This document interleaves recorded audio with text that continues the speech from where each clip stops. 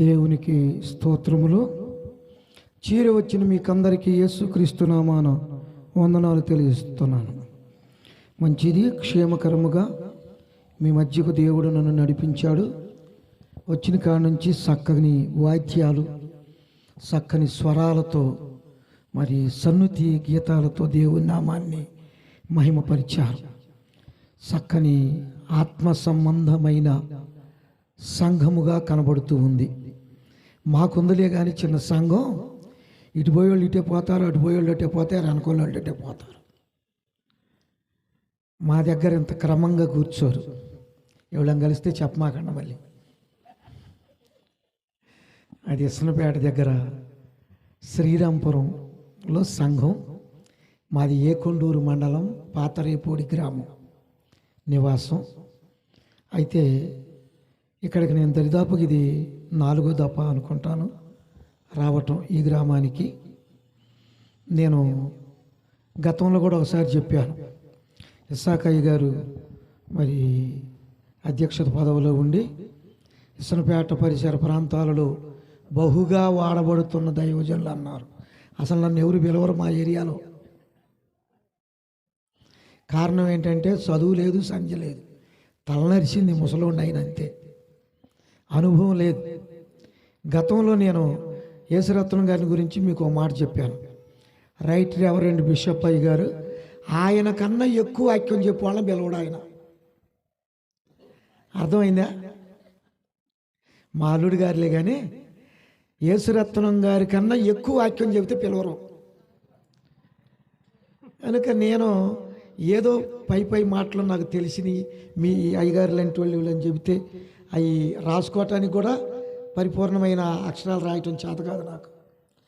ఏదో కొద్దిగా పెద్ద అయ్యగారులతో పాటుగా కలిసి తిరిగి అయ్యా వాల్యూం కొంచెం తగ్గింది.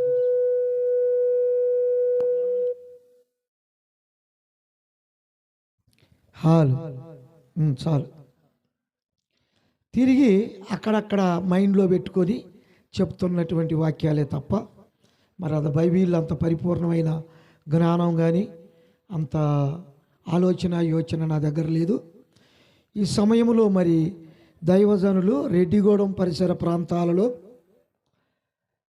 కొంతమంది అయ్యగారులతో కలిసి తిరుగుతున్నప్పుడు నాకు తెలుసు 20 సంవత్సరాల నాడు మా అన్నయ్య గారు మలమండి జక్కరయ్య గారని బైబిల్ సహవాసంలో ఉండేవారు. అక్కడికి వస్తూ ఉండేవారు తరచుగా. ఆ రోజుల్లో మేము కలిసి మాట్లాడుకునేవాళ్ళం. ఈ మధ్య కాలంలో ఒక 10 సంవత్సరాలు ఇక్కడికి వచ్చిన సంగతి మాకు తెలియదు అసలు అనుకున్నాం మేము. కానీ అనుకోకుండా ఒక 4 సంవత్సరాలు 5 సంవత్సరాల నాడు ఎడవల్లి ఎస్ లారెన్స్ పాల్ అయ్య గారి ద్వారా వారి ఇంటికాడకు చూసాం. గంటపళ్ళున చూసి ఎక్కడున్నారు ఏంటనంటే ఇక్కడే ఉంటున్నామండి అని చెప్పాను. సరే మంచిది, పరిచర్య ఎలా ఉందంటే బాగానే ఉందనుకున్నాం. అయితే ఈ ప్రాంతానికి దేవుని దాసులను గురిజాల యేసురత్నం గారిని ఏర్పాటు చేసుకొని ఈ ప్రాంతంలో ఉన్న ప్రజలు నశించిపోవటం దేవునికి ఇష్టం లేక నశించిన దానిని వెదకి రక్షించటం కొరకు మనుష్య కుమారుడు లోకమునకు ఎలా వచ్చాడో, పాపభూయిష్టమైనటువంటి పాపపు తలంపులతో, పాపపు ఆలోచనలతో, పాపపు నడకలతో దేవుడంటే గుర్తు తెలియని మనుష్యులను రక్షించటం కొరకు దేవుడు తన యొక్క సంకల్పము చొప్పున మా ప్రియమిత్రులు యేసురత్నం గారిని ఈ గ్రామానికి నడిపించాడు అనుకుంటున్నాం. చెప్దాం దేవునికి స్తోత్రం. హల్లెలూయా, హల్లెలూయా. మంచిది. మరి నాకు నిన్న ఫోన్ చేసి నా సేవకు వచ్చిన రోజు అయ్యగారు వచ్చి మీరు వచ్చి ఒక 10 నిమిషాలు పావు గంట వాక్యం చెప్తే బాగుంటుందని అంటే సరే బయలుదేరి వచ్చి ఇప్పుడు లోపలికి వచ్చినా కానీ అడిగా ఏం వాక్యం చెప్పాలన్నా. సేవను గురించి చెప్పాయి అన్నాడు. సేవను గురించి సగారి గారు చెప్పేసేసారు.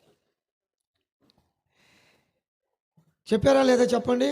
అబ్రహాం గురించి చెప్పారు, మోషే గురించి చెప్పారు, పౌలు గురించి చెప్పారు. ఇంకెవరు ఉన్నారు నాకు తెలిసిన వాళ్ళు? బైబిల్లో నాకు తెలిసిందే వాళ్ళు. సరే చదువుకుందాం. ఆదికాండం 12వ అధ్యాయం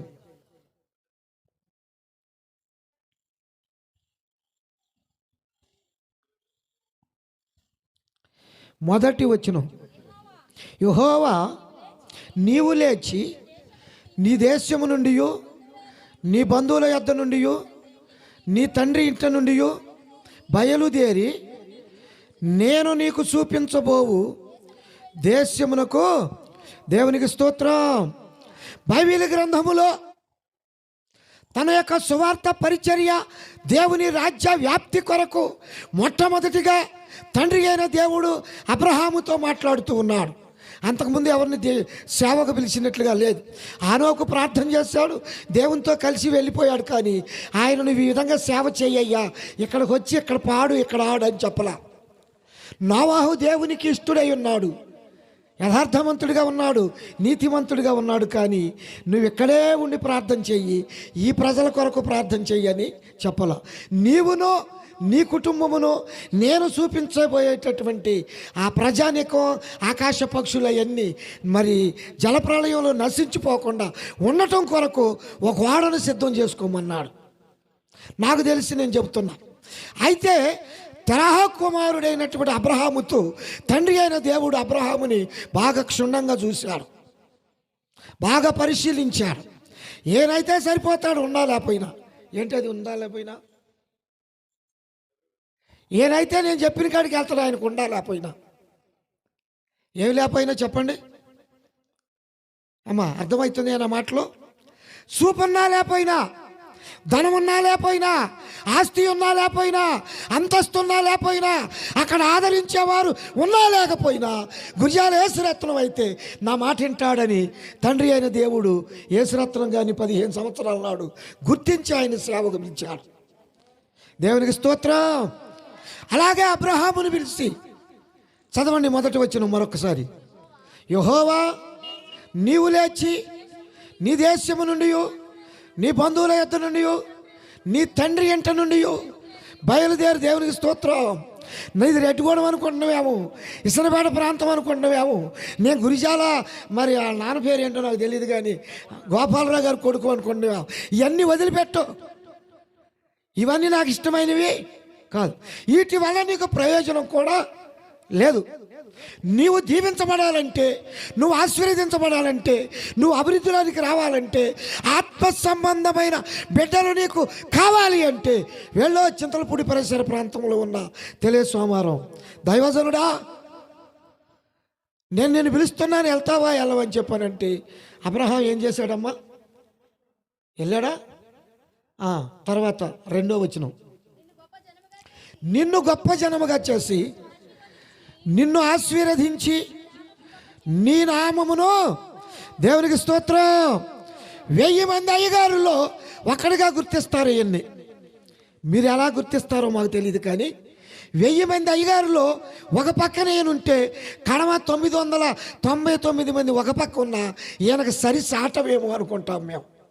ఎందుకంటే గొప్ప చదువు అయితే లేదు, మరి పాట అయితే ఒక ఉంది కానీ ఏం చూడాలో ఏం చెప్పాలో, ఎవరు వచ్చినారో ఎవరు పోతున్నారో తెలియదు. ఆత్మ సంబంధమైన నేత్రాలు తప్ప యహలోక సంబంధమైన నేత్రాలతో ఆయన పరిచర్య చేసేవాడు కాదు. దేవుని పిలుపు మేర, దేవుని ఆజ్ఞకు లోబడి, దేవుని వాక్యాన్ని శిరస వహించి, దేవుని సన్నిధిలో కన్నీరు గార్చి ప్రార్థించి అనేక మంది ఆత్మ సంబంధమైన బిడ్డలను గంటానికి ప్రసవ వేదన కలిగిన వాడై తెలియ సోమవారం వచ్చాడు. దేవునికి స్తోత్రం. బిడ్డలుగానే ప్రసవ వేదన కావాలండి. అందరూ బిడ్డలుగానే తల్లులే ఉన్నారు. చాలా కొంతమంది మరి లేత పిల్లలు ఉన్నప్పటికీ అందరు బిడ్డలు కన్న తల్లులు ఉన్నారు. ఒక బిడ్డను కనాలంటే ప్రసవ వేదన ఎంత ఉంటుందో అది స్త్రీలకే తప్ప పురుషులకి ఎవరికి గుర్తించగలరమ్మా? పురుషులు ఎవరు గుర్తించలేరు. కాకపోతే వాళ్ళ బిడ్డో లేక వాళ్ళ కోళ్ళు వాళ్ళ చెల్లు కాస్త గదిలో ఉండి ఏడుతుంటే బయటకు వచ్చి కత్తేదు భేదమోహం పెట్టడం తప్ప ఆ బాధను భరించేటటువంటి స్థితి మగవానికి ఎవరికి అర్హత? ఒక బిడ్డను కనాలంటే కడుపు చించుకొని సత్యాది బతికేది తెలియకుండా బిడ్డను బయటికి తీసుకొచ్చి లోకంలోకి దింపితే కన్నవలే చాను నువ్వే కన్నవాయగా కొంచెం ఎదిగొచ్చిన తర్వాత అనేటటువంటి కొడుకులు, అది శరీర సంబంధమైన కొడుకులు.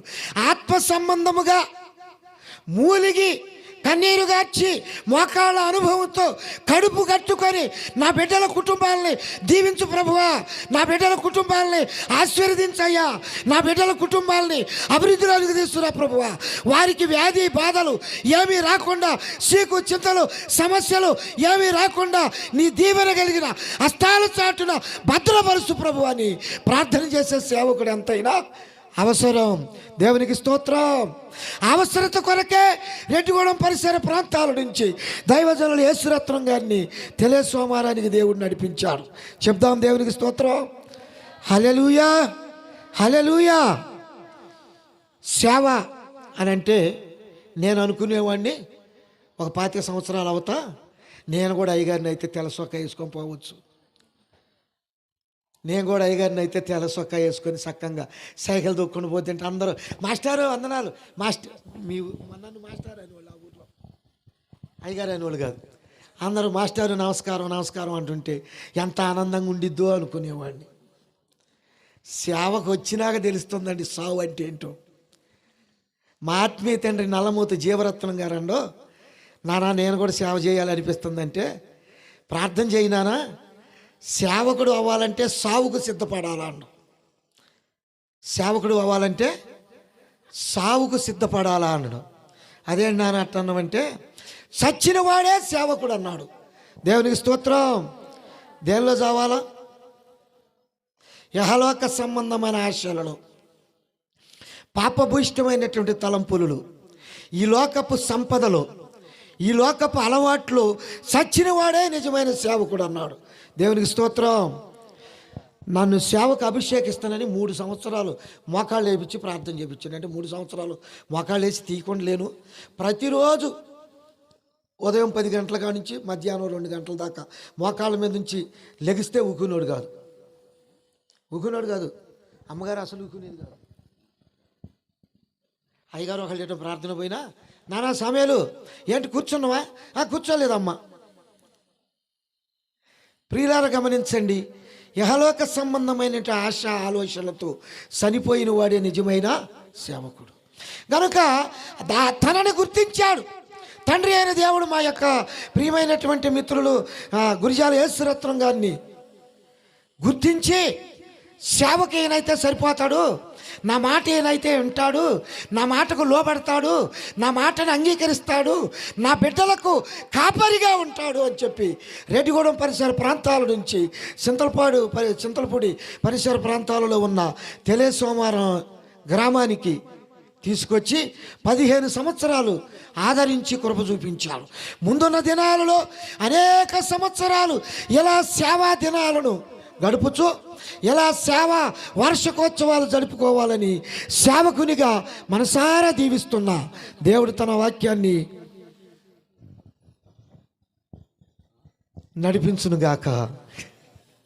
మంచిది. ఇంకొక మాట, కింద వచ్చిన చదవండి. నిన్ను దూషించు వానిని శపించదను, భూమి యొక్క సమస్త వంశములు నీ వద్దు. దేవునికి స్తోత్రం. ఎవరికి ఇచ్చాడండి ఈ అర్హత? నిన్నెవరన్నా దూషించారా? అయ్యగారు అంత అడ్డాలో లేడని అన్నాం అనుకోండి, నామకంగా ఏదో ఊకినే అందాం అనుకోండి, ఆ రేపు నుంచి వస్తాడే పొట్టోడు ఆడంత అడ్డాలో లేడు అన్నారు అనుకోండి, ఏమైందంట? ఎవరు చెప్పించేది? సేవకుడు కాదండి, దేవుడు ఏర్పాటు చేసుకున్న సేవకుణ్ణి నిందించటానికి నువ్వెవరు? దేవుడు తన పని కొరకు ఏర్పాటు చేసుకున్న బోధకుణ్ణి దూషించటానికి నువ్వెవరు? ఒకవేళ అలా జరిగిందనుకో, నీకు చక్కని దీవెనిస్తున్నాడు దేవుడు. ఏమన్నాడమ్మా? ఏం ఆశీర్వదిస్తున్నాడు? దూషించిన వారిని దీవెన కాదండి, శాపాన్ని కొని తెచ్చుకోవద్దు అక్కల్లారా, చెల్లెళ్ళారా, అన్నల్లారా, తమ్ముళ్ళారా. దైవ సేవకునిగా గుర్తించాలి, దైవ సేవకునిగా ఆదరించాలి. ఎందుకు అనంటే అతడి నీ కొరకు ప్రార్థన. దేవునికి స్తోత్రం. అదే పుస్తకం 20వ అధ్యాయం 7వ వచనం ఒకసారి చదువుదాం. కాబట్టి ఆ మనుషుని భార్యను తిరిగి అతనికి అప్పగించుము, అతడు ప్రవక్త, అతడు నీ కొరకు దేవునికి స్తోత్రం. నువ్వు ఆయన్ని దూషించిన, ఆయన్ని నిందించిన, ఆయన అపహసించిన, ఆయన ఏళన చేసిన, ఆయన నువ్వు ఎత్తుపడుపు మాటలు ఎన్నన్నా కానీ అతడు ప్రవక్త, అతడు నీ కొరకు ప్రార్థన చేసే ప్రవక్త ఒకడున్నాడు, నీ కొరకు ప్రార్థన చేసే సేవకుడు ఒకడున్నాడు, నీ కొరకు విజ్ఞాపన చేసే బోధకుడు ఒకడున్నాడు, నీ కొరకు కన్నీరు గార్చే ప్రార్థన పాదిరి ఒకడై ఉన్నాడని నువ్వు గుర్తుపెట్టుకోవాలి. ఏ సేవకుని కూడా ఎప్పుడు కూడా ఎవరిని దూషించకూడదు, నిందించకూడదు. అబ్రహాముని దేవుడు ఎంపిక చేసుకున్నాడు, అబ్రహాముకి అట్టి అర్హత ఇచ్చాడు. నిన్నెవరైనా దూషిస్తారా? వాళ్ళని శపిస్తా. సమస్త జనములు నీ యందు ఆశీర్వదించబడినట్లుగా నిన్ను నేను ఆశీర్వదించి పంపిస్తున్నాడు. సేవకుడు అంటే సామాన్యమండి. కొంతమంది అంటారు, మేము తలాసోడు బియ్యం ఇస్తే బతుకుతుండో, మేము బాపోతే మా అయ్యగారికి అండెవరు అనుకునే వాళ్ళు కూడా లేకపోలేదు. మా సంఘంలో ఉన్నారు. మీ సంఘంలో లేకపోతే మీకు దీవెన. మా సంఘంలో ఉన్నారు. ఈరోజు నేను ప్రార్థనకు రాను, యావయ్యా నేను వచ్చి పాట పాడితే నీకు అక్కడ ఆరాధన, మరి రావా? అయ్యగారు నన్ను లెక్క ఇలా నన్ను పిలవాల స్టేజి మీదకి, నేను రాను. ఎవరు పిలవాలి నిన్ను? ఎవరు పిలవాలి? నిర్గమాకాండం 3వ అధ్యాయం 10వ వచనం.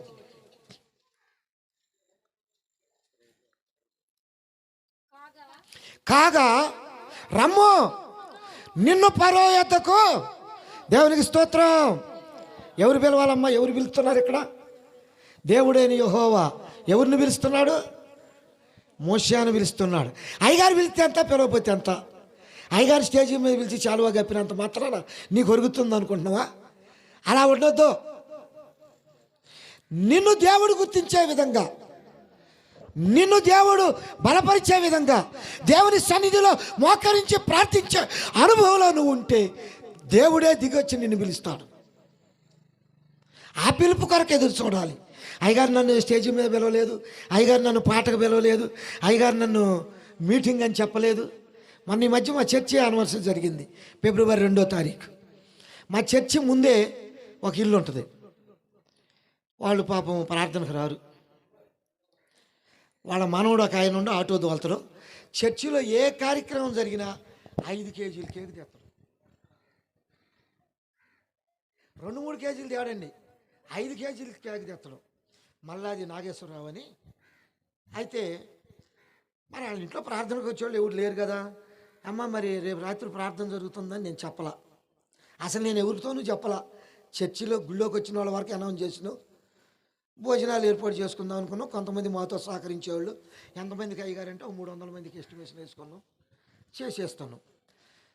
మధ్యాహ్నం వంట వండేటప్పుడు వచ్చిండు, కాసేపు అట్టాడు తిరిగిండు, బొడ్డు ఎత్తుకొని వచ్చి తిరిగిండు. బాగానే ఉంది.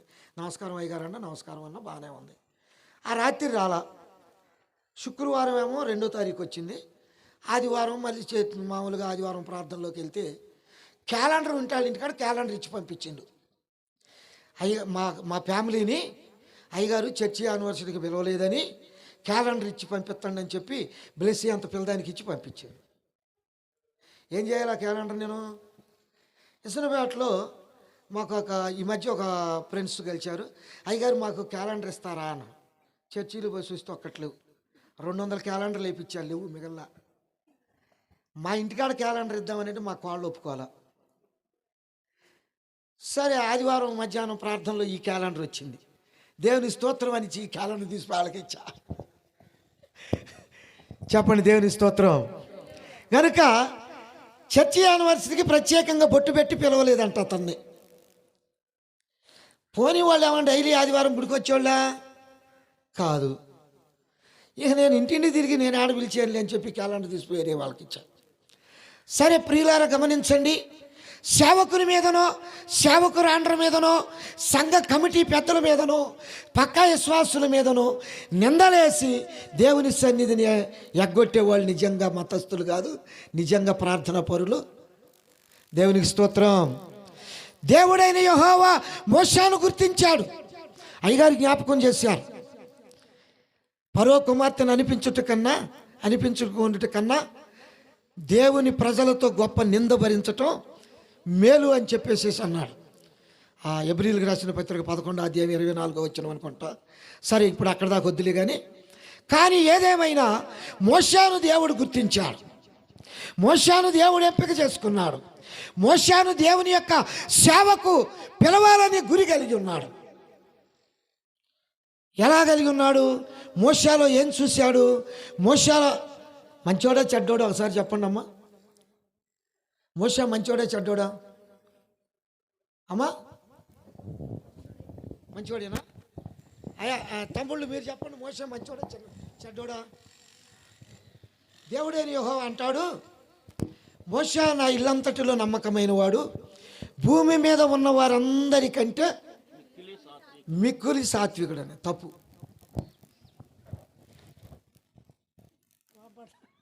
అయ్యగారు ఒప్పుకుంటారు తప్పు అంటే? మోషే సాత్వికుడు కాదు. ఎక్కడండి? ఐగుప్తీయులు ఇద్దరు కలిసి చెప్పు.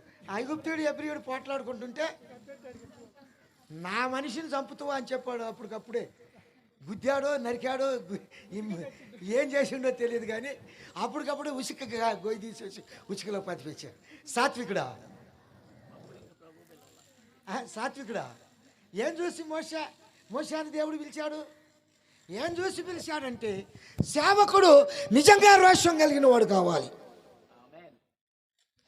సేవకుడు నిజంగా పట్టుదల కలిగిన వాడు కావాలి, సేవకుడు నిజంగా దేవుని యందు శక్తి కలిగిన వాడు కావాలి. దానిని చూశాడు దేవుడైన యెహోవా. ఈడైతే నా ప్రజలను ముప్పు తిప్పలు పెట్టి ఏదో ఒక విధంగా ఆడక నడిపెత్తడం, ఈడుకు తప్ప రెండోడు ఎవడు?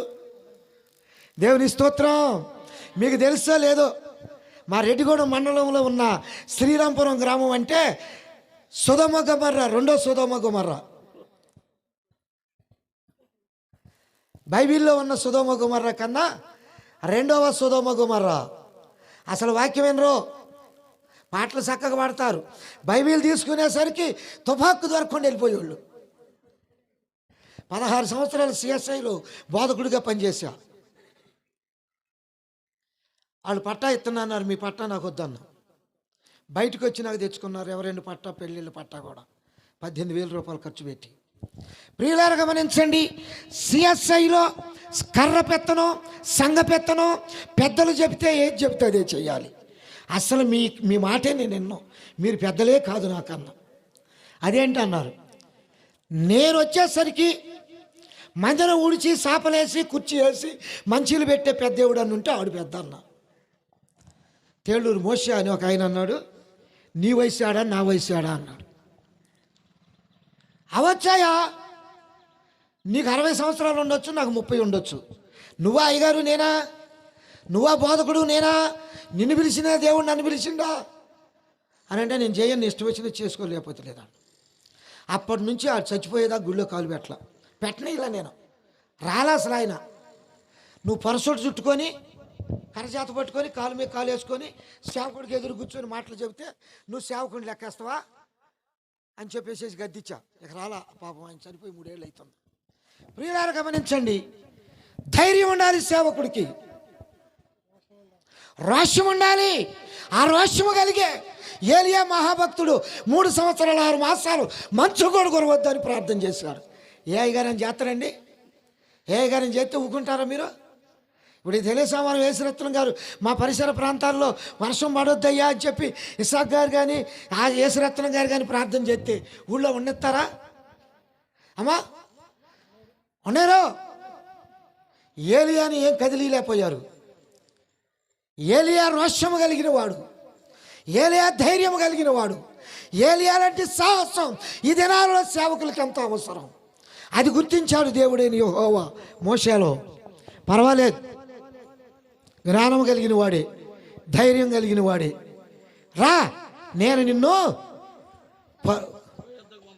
ఫరోకప్పుడు ఒక పేరుండేది తెలుసండి, కొదమ సింహం అంట.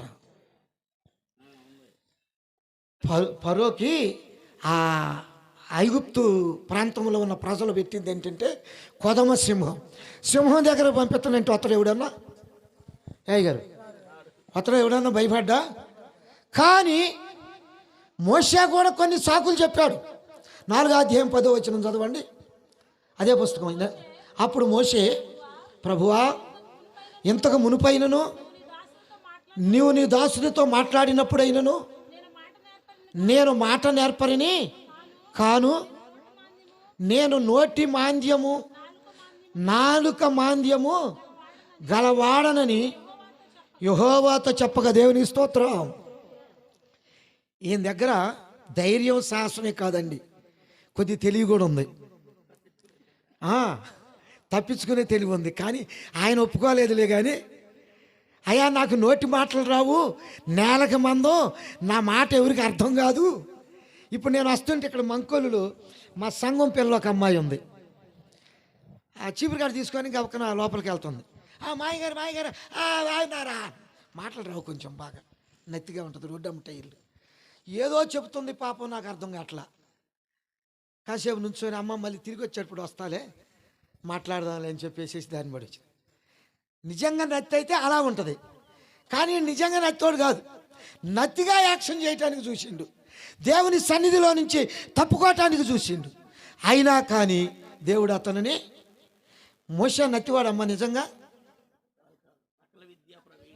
సకల విద్య, ఐగుప్తీయుల సకల విద్యల యందును మాటల యందును నేర్పరి అయి ఉండెను అంటాడు అపోస్తుల కార్యం 7వ అధ్యాయం 21, 22 వచనాలల్లా. ప్రియులారా గమనించండి, మోషేను గుర్తించాడు దేవుడు. మోషేను పట్టుకోవటం కొరకు మోషేను పిలిచాడు. రా, నిన్ను ఫరో యొద్దకు నేను పంపిస్తాను, నా ప్రజలను నడిపించటానికి నీవే నాయకుడువు. నా ప్రజలు నిందించిన, నా ప్రజలు దూషించిన, నా ప్రజలు హేళన చేసిన, నా ప్రజలు ఎగతాళి చేసిన వాటన్నిటినీ సహించుకునే ఓపిక ఓరిమి నీ దగ్గర కనబడుతూ ఉంది, రా అని చెప్పన్నాడు. అప్పుడు మోషే ఎన్ని ప్రయత్నాలు చేసినా తప్పలేదు. కానీ ప్రభువునందు ప్రియమైనటువంటి ప్రభు బిడ్డలారా, దేవుడు పిలిస్తే సేవ వర్ధిల్లుద్ది, దేవుడు పిలిస్తే సేవ బలపడుద్ది, దేవుడు పిలిస్తే ఆత్మ సంబంధమైన బిడ్డలు ఉంటారు. 2014 అక్టోబరు 12వ తారీఖున సిఎస్ఐ మందిరంలో నుంచి బయటకు వచ్చేసా. ఇప్పటికీ నేను బాప్తిజం ఇచ్చిన వాళ్ళు 36 ఉన్నారు. దరిదాపుగా ప్రభు వాళ్ళలో 40 మంది 42 జాయిన్ అవుతారు. మరి 36 అంటే కనవాళ్ళు ఎక్కడి నుంచి వచ్చారంటే వాళ్ళ పుట్టిళ్ళ కాడో పెళ్ళిళ్ళ కాడో ఎక్కడో బాప్తిజాలు తీసుకొని వస్తారు కదా, మరి వాళ్ళని కూడా యాక్సెప్ట్ చేయాలిగా మనం.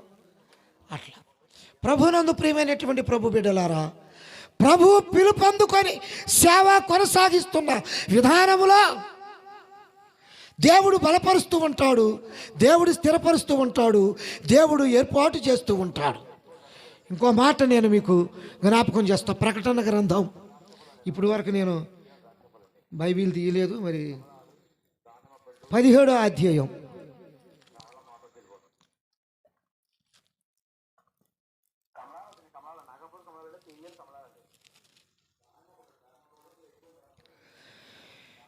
పదమూడవ వచనం చదువుకుందాం. వీరు ఏకాభిప్రాయం గలవారై తమ బలమును అధికారమును ఆ మృగమునకు అప్పగింతురు.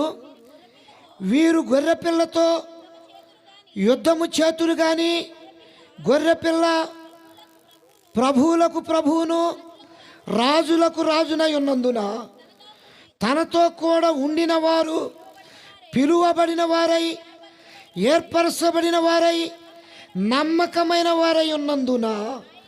దేవునికి స్తోత్రం. గొర్రెపిల్లతో ఉన్నవారు ఎవరు అంటమ్మా? ఏం కలిగి ఉన్నారంట? 3 పదాలు కలిగి ఉన్నాయి. సేవకుడికి 3 పదాలు కలిగి ఉండాలి. సేవకుని అనుభవంలో ఈ 3టిని అనుభవించి ఉండాలి. సేవకుడు ఈ 3 పదాలను కలిగి అనుభవించి ఉంటే ఇప్పుడు కాకపోయినా మరొకప్పుడైనా దేవుని పరిచర్య వర్ధిల్లుతూ ఉంటుంది. దేవునికి స్తోత్రం. ఆ పరిశుద్ధ గ్రంథంలో ఉంది, పిలువబడిన వారు అనేకులు, ఏర్పరచబడిన వారు కొందరే. బైబిల్లో కూడా కొంతకాలం యేసుతో పాటుగా కలిసి తిరిగి, యేసుతో పాటుగా ఉండి, యేసుతో పాటుగా ఆయన ఎక్కడుంటే అక్కడే ఉండి ఇంకెప్పుడు ఆయన కనపడకుండా ఉండేవాళ్ళు ఉన్నారు. తెలుసండి అసలు యేసుప్రభు వారి శిష్యులు ఎంతమంది అమ్మా? ఒక మాట నాకు తెలుసో తెలియకో మాటకి జ్ఞాపకం చేస్తా. 6వ అధ్యాయం 66వ వచనం యోహాను సువార్త.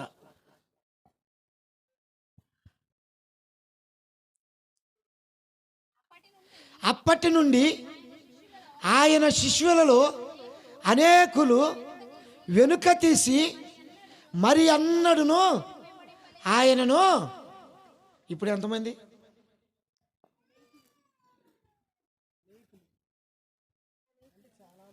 చాలామంది ఉన్నారండి. యేసు ప్రభువారు శరీరధారిగా ఉన్న దినాలలో ఆయన చేస్తున్న అద్భుత కార్యాలు, ఆశ్చర్య కార్యాలు, ఘనకార్యాలు చూసి అనేక మంది తెల్ల సొక్కాలు వేసుకొని నాకు మగలు బయలుదేరి వచ్చేస్తున్నారు. ఈయన చూస్తే అయ్యగారే అని అనుకుంటారు. ఈడు పట్టుకొస్తే ఏముండదు, ఒక మాట ఉండదు,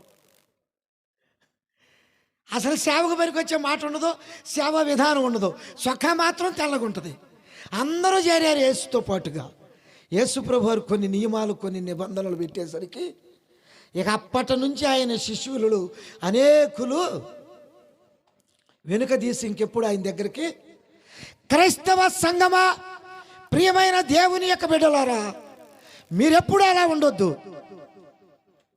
సంఘస్థులు కానీ, గ్రామస్తులు కానీ, సేవకులు కానీ యేసుని ఎంబడించటం కొరకే ఆశపడి ఉండాలి.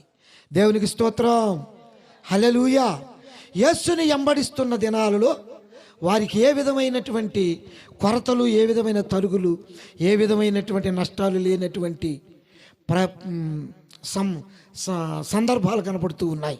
ప్రియులారా గమనించండి, ప్రకటన గ్రంథం 17వ అధ్యాయం మరలా అక్కడికి వెళ్తే ఒకసారి, పిలువబడిన వారును ఏర్పరచబడిన వారినై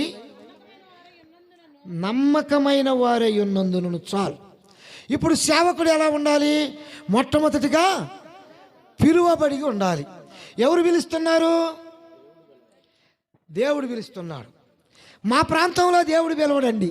పెద్దయ్య గారు వచ్చి నన్ను ఇక్కడ చేయమన్నాడండి. పెద్దయ్య గారు అని దేవుడా? అయ్యా ఎట్లా వచ్చావు నువ్వు ఇక్కడికి? లేదండి మా పెద్దమ్మ రమ్మంది. మా పెద్దమ్మ వాళ్ళ ఇంటికాడ ప్రార్థన పెట్టాలంటే ఇదే ఈ ప్రాంతంలో ప్రాంతం లేదంట.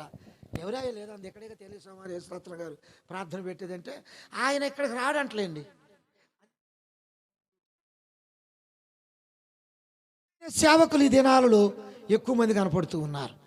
కాస్త డ్రమ్ము కొట్టి తాళానికి 2 పాటలు పాడితే ఇక్కడ అయ్యారే. పిలుపు లేదు, ఏర్పాటు లేదు, నిశ్చయిత లేదు, మోకాళ్ళ అనుభవం లేదు, దేవుని సన్నిధిలో గడిపే అలవాటు కూడా. కానీ ఈయన సేవకుడే. అందుకనే ప్రభు అయిన యేసుక్రీస్తు వారు చెప్తున్నారు, మత్తయి సువార్త 4వ అధ్యాయం 19వ వచనం అనుకుంటూ ఒకసారి చదవండి.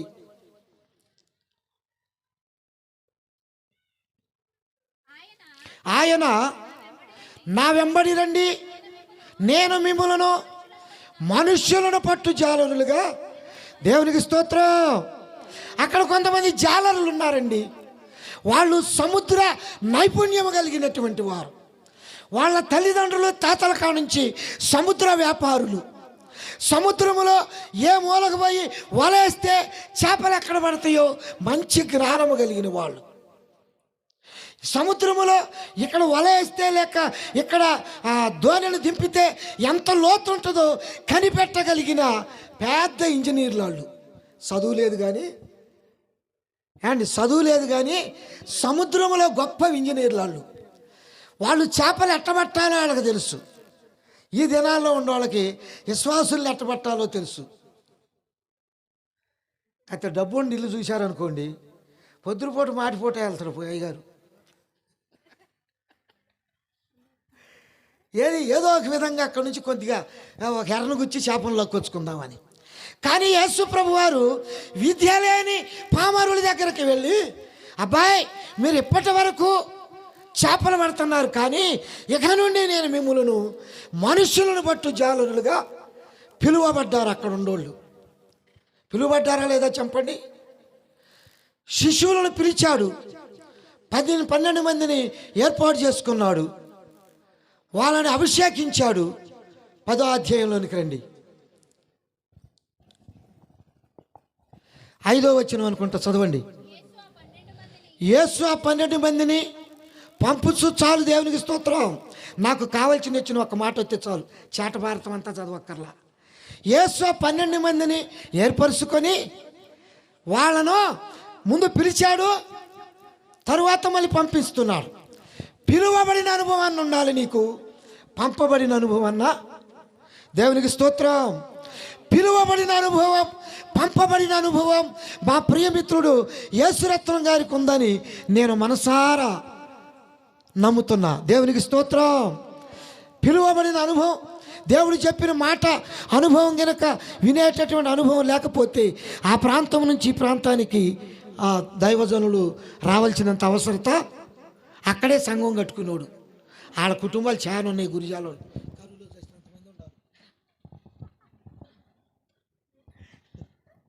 అంతమంది ఉన్నా కానీ అంతమందిని వదిలిపెట్టి నీ తండ్రి ఇంటిని, నువ్వున్న ఊరిని, నువ్వున్న దేశాన్ని వదిలిపెట్టి నేను చూపించబో దేశానికి పొమ్మని చెప్పాడు కదా ముందు అబ్రహాముతో పిలిచిన పిలుపు, అబ్రహామును ఏర్పాటు చేసుకున్న ఏర్పాటు, అబ్రహాముని పంపించినటువంటి ఆ పంపబడినటువంటి స్థితి మన సేవకుడైన యేసురత్నం గారికి ఉంది అని చెప్పి నేను మనసారా నమ్ముతున్నాను.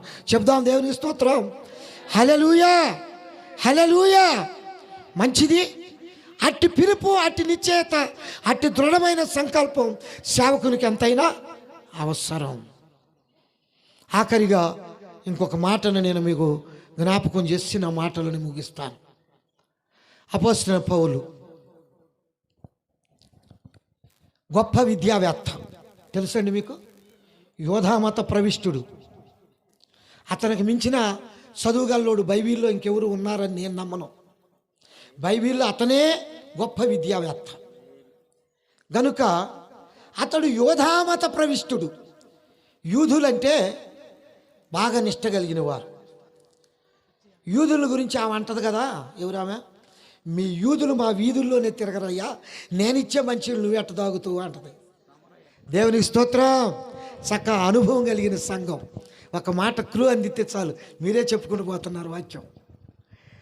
కనుక ఆమె అంటది, మీ యూదులు మా వీధుల్లోనే తిరగరు, నేనిచ్చే నీళ్లు నువ్వెట్ట తాగుతావయ్యానని.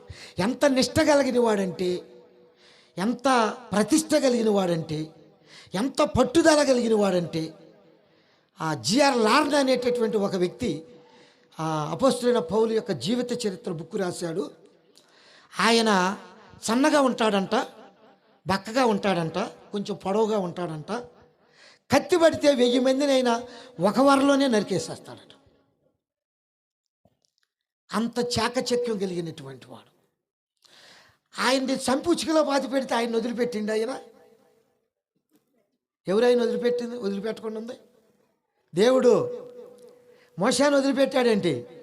మోషేను వదిలిపెట్టకుండా ఉన్న దేవుడు సౌలును వదిలిపెడతాడు అనుకుంటాడు పాపం. అనుకొని గవర్నమెంట్ వారి దగ్గర నుంచి పత్రికలు తీసుకొని ప్రియులారా గమనించండి, దీనికి ఆను ఆపు లేదనుకుంటా. ఇది రాదా? ఇంకొకసారి మన పై ఆయన కనుక వస్తే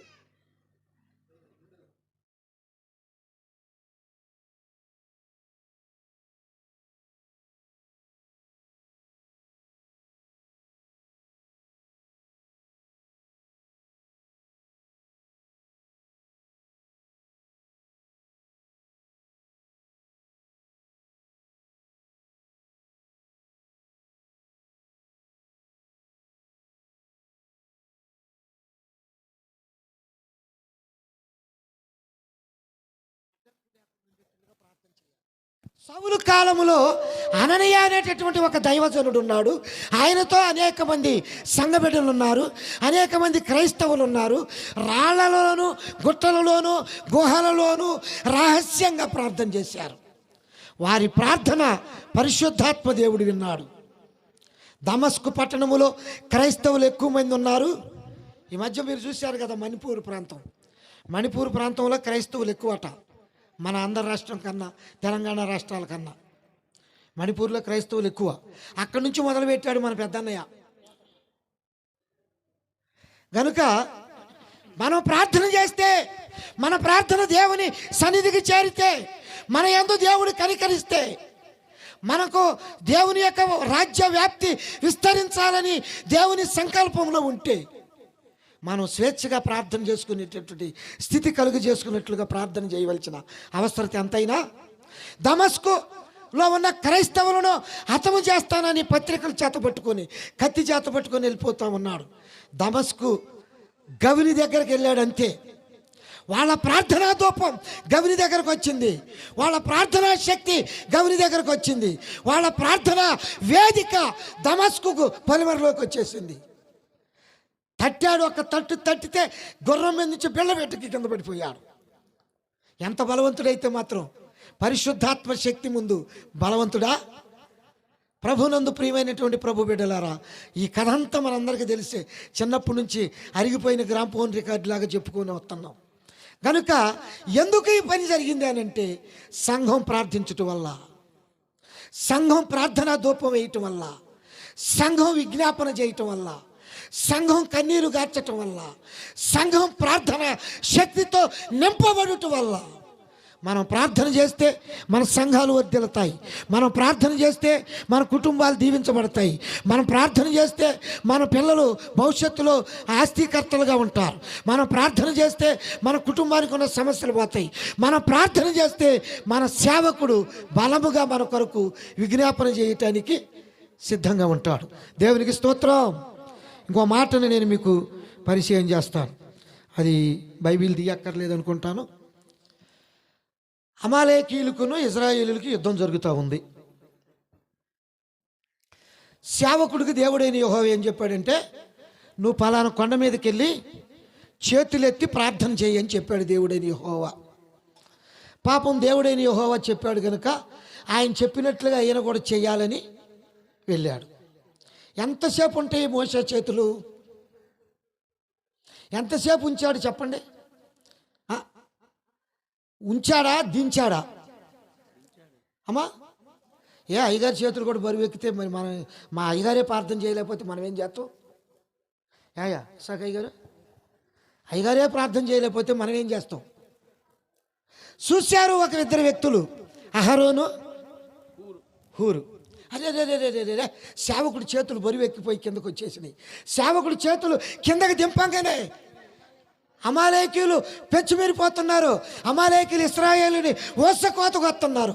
ఇప్పుడు నేనేం చేయాలి? నా వంతుగా సేవకుని యొక్క హస్తాలు నేను లేపి భుజాన్ని పెట్టుకోవాలి. గుర్తించాడు అహరోను ఊరులు. ప్రియ సంగమా, సేవకుడు మోకాళ్ళు వేయలేని పరిస్థితుల్లో, సేవకురాలు ప్రార్థించలేని పరిస్థితుల్లో విశ్వాసులు గుర్తించాలి, సంఘ బిడ్డలు గుర్తించాలి. అహరోను ఊరు వలె సేవకుని భారాన్ని భరించగలిగినటువంటి సంఘం కావాలి ఈ దినాల్లో. దేవునికి స్తోత్రం. అప్పుడు అహరోను ఊరులు మోషే చేతులు బరువెక్కగా లేపి పట్టుకుందా ఇశ్రాయేలీలు గెలిచిరి అని పరిశుద్ధ గ్రంథంలో కనబడుతూ ఉంది.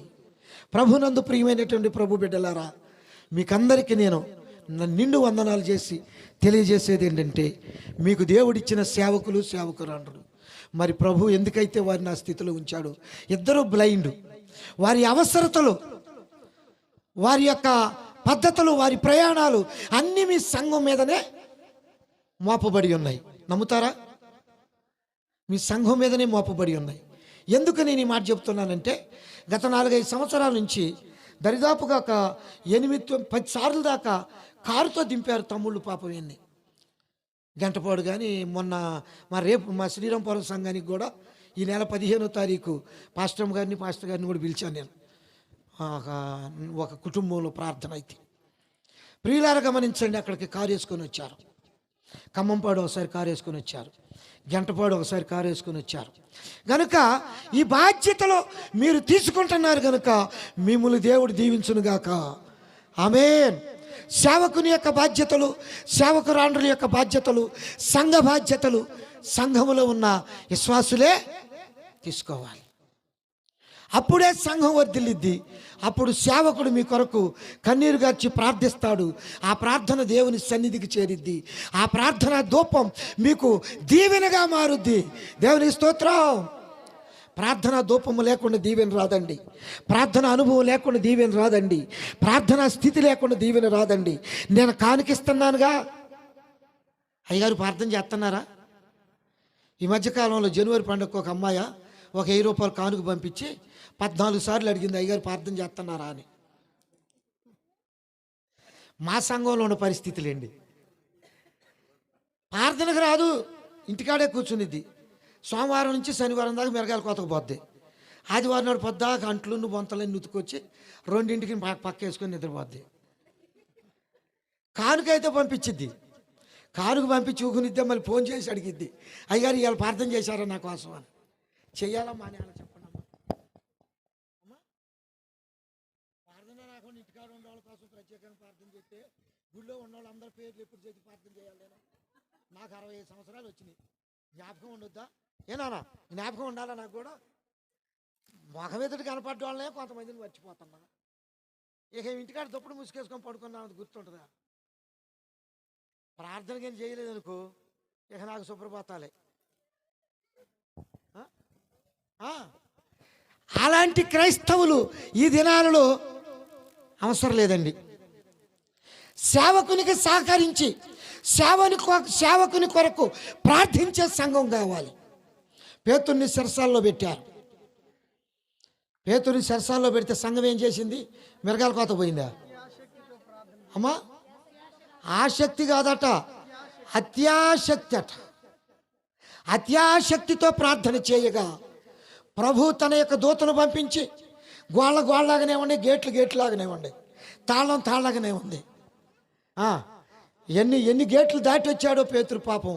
మనకు ఆ గేట్లని లెక్క పెట్టడానికి బైబిల్లో కరెక్ట్ లేదు. కానీ పరిశుద్ధాత్మ శక్తి ద్వారా వీళ్ళ ప్రార్థనా ధూపం దేవుని సన్నిధికి పోవటం వల్ల, వీరి ప్రార్థన విజ్ఞాపన దేవుని సన్నిధికి చేరటం వల్ల దేవుని సేవకుడైన పేతుర్ని చెరసాలలో నుంచి విడిపించబడ్డాడు. మనం చేస్తే మన ప్రార్థన దేవుని దగ్గర పోదా? మన సేవకుడు బలపడడా? మన సంఘం వర్ధిల్లదా? మన సంఘంలో విశ్వాసులు హెచ్చింపబడరా? మన సంఘంలో ప్రార్థనా పరులు లేవనెత్తబడరా? మన సంఘంలో గుప్పెలు విప్పే దాతలు రారా? లోపం అంతా ఎక్కడుంది ఇప్పుడు చెప్పండి? ప్రార్థన చేయకపోవటమే మన లోపం. సమూయేలు గ్రంథంలో అంటాడు కదా, మీ నిమిత్తం నేను ప్రార్థన చేయకపోతే నా మాటను పూర్తి చేయండి, నేను పాపము చేసిన వాడనవుదును అంటాడు. ప్రార్థన చేయకపోవటమే పాపం అండి. ఎవరినో తిట్టడం పాపం అని కాదు, ఎవరి చేలోనో కాయలు ఎత్తురాటం పాపం కాదు, ఎవరి మీద నిందేయటం పాపం కాదు. కానీ ప్రార్థన చేయకపోవటమే పాపం. ఆ పాపం మనల్ని వెంటాడుద్ది, ఆ పాపం మనల్ని పట్టుకుంటుంది, ఆ పాపం మనలను పశ్చాత్తాపంలో నడిపించకుండా నశింపజేయటానికి తీసుకొని పోద్ది. కనుక ముందు పాపాన్ని కడిగివేయాలి. పాపాన్ని తీసివేయాలంటే తప్పనిసరిగా ప్రతి ఒక్కరూ ప్రార్థన. పాపాన్ని తీసేయాలంటే దీని మార్గం ఏంటి? పాపరోగానికి మందు మీరు పరుగెత్తి కొనకుంటే దొరకదిక ముందు. పాపరోగానికి మందు ఎట్టి రోగమునైనా పట్టగలది మందు, ఎట్టి రోగమునైనా పట్టగలది మందు. ఒట్టిదని తినకుంటే వచ్చుగతి ముందు. పాపరోగానికి మందు. ఈ పాపరోగానికి మందు ఏంటంటే ప్రార్థనే. ఈ పాపరోగాన్ని తీసేస్తే నువ్వు పరిశుద్ధుడివే, నేను పరిశుద్ధుడినే, మన అందరం కూడా పరిశుద్ధులమే. అందరం దేవుని యొక్క నిత్యరాజ్యములో ఆ యొక్క ధవళ సింహాసనం మీద ప్రభు అయిన యేసుక్రీస్తు వారు తీర్పు తీర్చేటప్పుడు అందరం కలుసుకొని అండి బాగున్నారా, అయ్యగారు బాగున్నారా, అమ్మగారు బాగున్నారా, అయ్యగారు యేసురత్నం గారు ఎట్టున్నారు, అమ్మగారు ఎట్టున్నారు, అందరం మనం శుభ సమాచారాలు తెలుసుకొని దేవుని సన్నిధిలో నిత్యరాజ్యములో సంతోషంతో ఉండవచ్చు. ఏం చేస్తే? పాపాన్ని తీసేస్తే ప్రార్థన చేస్తే, సేవకుల కొరకు ప్రార్థన చేస్తే, ఇరుగు పొరుగు వారి కొరకు ప్రార్థన చేస్తే. ఇంకో మాట నేను మీకు జ్ఞాపకం చేస్తా, బైబిల్లోది కాదు కానీ అబ్రహాము ఏ ప్రాంతంలోకి వెళ్ళి గుడారం వేస్తే ఆ ప్రాంతం అంతా చెప్పండి సస్యశ్యామలముగా సమృద్ధి కలిగిన వర్షాలతో మంచి పంటలు పండేయంట. ఎందుకో అబ్రహాము ఆ ప్రాంతం కొరకు ప్రార్థన చేసేవాడు, అబ్రహాము ఆ దేశం కొరకు ప్రార్థన చేసేవాడు, అబ్రహాము ఆ రాజ్యం కొరకు ప్రార్థన చేసేవాడు. కనీసం నీ కుటుంబం కొరకన్నా, నీ భర్త కొరకైనా, నీ బిడ్డల కొరకైనా, నీ సంఘం కొరకైనా, నీ యొక్క సేవకుని కొరకైనా మనం ప్రార్థన చేస్తే దేవుడు మనల్ని కూడా దీవిస్తాడు. సంఘమంతా కలిసి మరి సేవకులందరి కొరకు ప్రార్థన చేద్దాం. ఒకసారి మా కుమార్తెని తీసుకురండి అయ్యా, శాంతమ్మని తీసుకురండి అయ్యా, నుంచోండి ఒకసారి.